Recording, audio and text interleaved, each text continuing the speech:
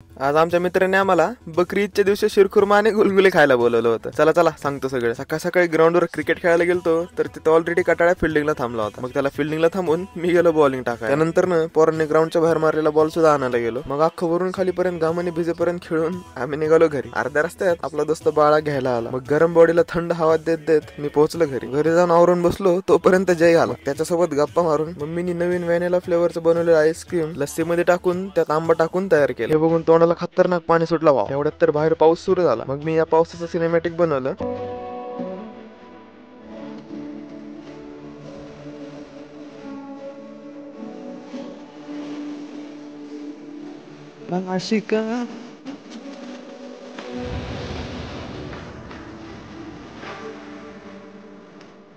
मग पाऊस थांबल्यावर किरण भाऊ गाडी नीट करताना स्पॉट झाले. आजचं वातावरण सुद्धा खूप सिनेमॅटिक झालं. आज होती बकरी ईद आणि ह्यांनी आम्हा सगळ्या मित्रांना शिरखुर्मा खायला बोलवलं होतं. भाऊ, मटन दिलं असतं तरी चाललं असतं रे. शिरखुर्मा खाऊन बाहेर पोरांची बकचोदी बघा आणि ब्लॉगला लाईक करून मला फॉलो करा.